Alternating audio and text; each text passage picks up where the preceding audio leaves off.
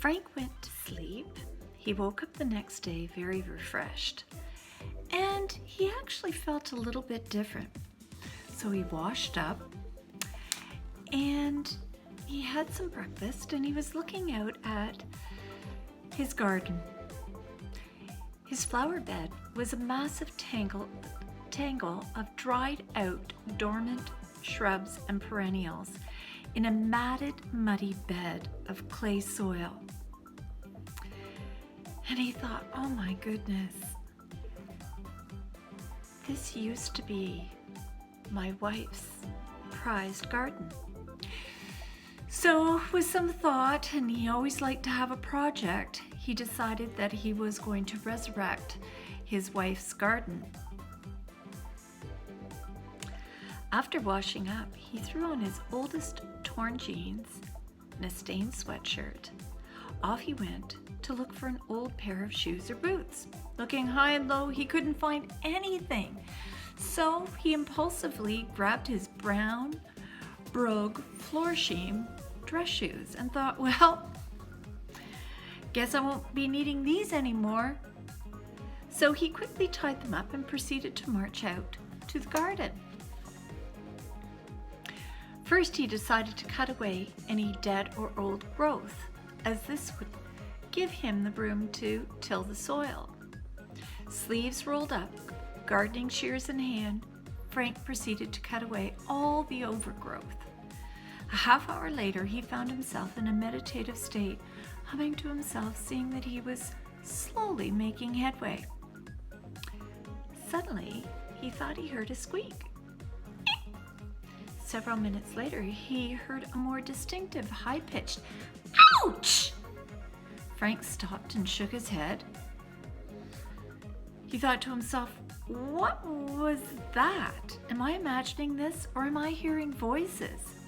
After stopping for a few minutes, he resumed his work. Stop that! You keep snipping at my wings! Came from a base of a dormant spirea shrub. The voice was soft, high-pitched, and barely audible. Frank froze, bewildered. He bent down, squinted, and carefully removed the dry branches. To his amazement, he now saw a glimmer of an iridescent light, followed by, oh, now that's better. You need to be more gentle. Stop rushing through this garden like a bull in a china shop. Well, in seconds, what appeared in front of his eyes left him awestruck. At the base of a bush was a petite figure, an inch and a half high, with pink, milky skin and shimmery silvery wings. She was wearing a dress made from white rose petals, trimmed with tiny blue forget-me-nots. Golden threads were wrapped around her 1/8 of an inch waist. In her light blonde hair was a crown of lily of the valley and touches of orange spirea blossoms. Could he believe his eyes? Was this a fairy? Hands on her hip, bare feet planted firmly on the ground, this minute being started to give Frank an earful. Don't you know how to respect living things? Look about you. Everything here has a right to exist, just like you. Frank, summoning the courage, looked around, making sure he was not being watched, whispered to the little being, who are you? And what are you doing here?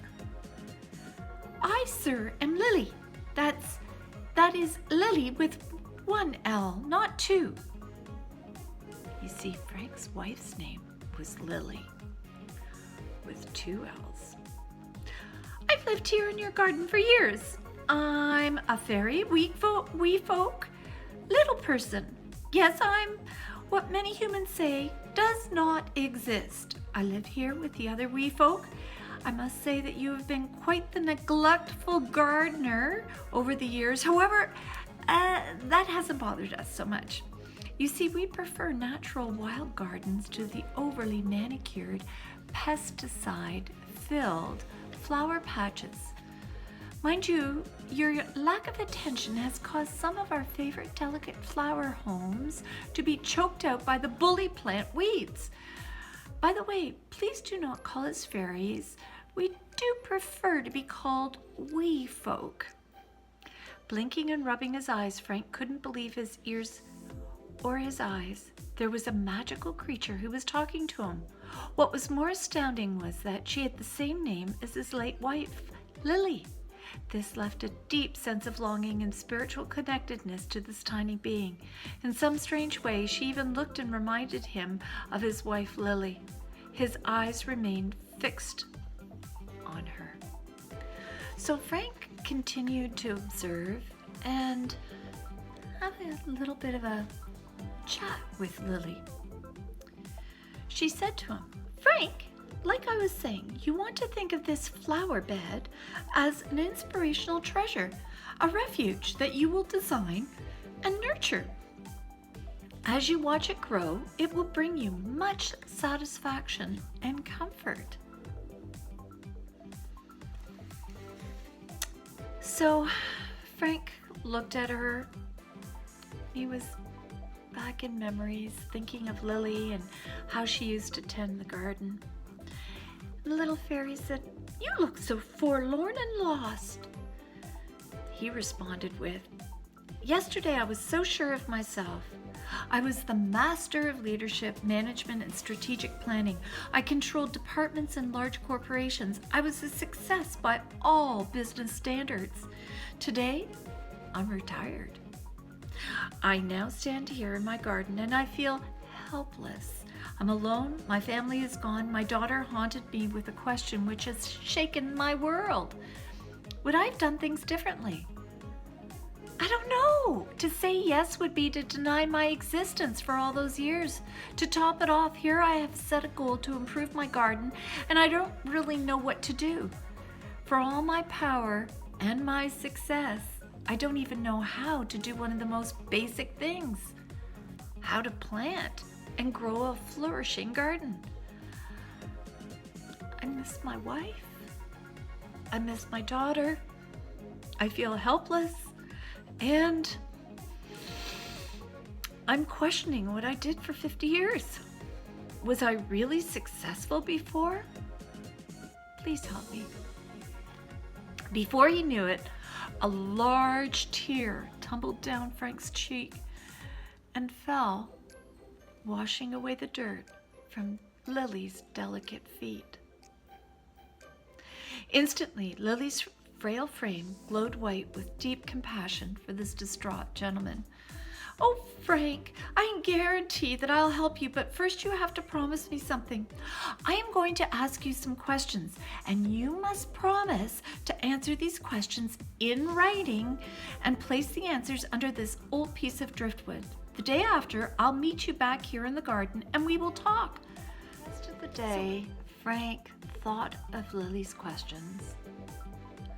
She disappeared, and he continued to work in the garden. Later that day, he spoke to his daughter, Olivia, and his grandson, Joseph. He still had a very unsettling feeling within him.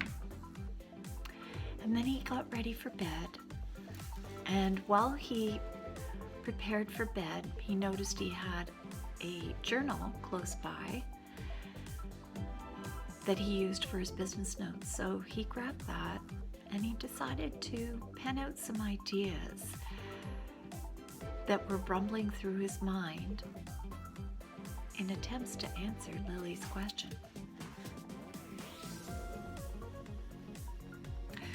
So the next morning, he realized when waking he had written 4 pages. So he took them out of the journal and he put them in an envelope. He proceeded to the garden, and as instructed, he slipped this envelope under the piece of driftwood. So he got dressed, he had some breakfast, and then he headed out to the garden. And as he approached the driftwood, he noticed the envelope he left the day before was moved. His heart fluttered as he wondered if Lily had looked at the sheets he had left in the envelope, and how he hoped the little creature was not just a figment of his imagination. He desperately wanted to show off his work to someone. He needed to connect with this beautiful creature, if only for one more time. So he looked down at the driftwood piece. He could tell it was an illusion and that nothing was touched. He gave a sigh of disappointment. He closed his eyes and he took a deep breath, and he counted to 10. But then, when he opened his eyes, he saw a sudden flash in his peripheral vision. Closing his eyes and shaking his head, he opened his eyes to see the same flash. In seconds, several more flashes happened, followed by a high-pitched humming sound. And to his wonderment, there at his feet, Lily, dressed in her white rose petals, trimmed with tiny blue forget-me-nots, stood. Frank grinned enormously and felt like a childlike energy pulsing through his body. "Lily, it's you!" Frank yelled. "I didn't think I would see you again." "Frank, really, do you think I would abandon you? Remember, I said I would see you the day after you placed your answer under the driftwood. You placed your package yesterday, and today is the day after." Lily impishly responded with a grin. "Yeah, I guess you're right. So you sent me some drawings. Interesting. And I notice at the top you have the word Peary.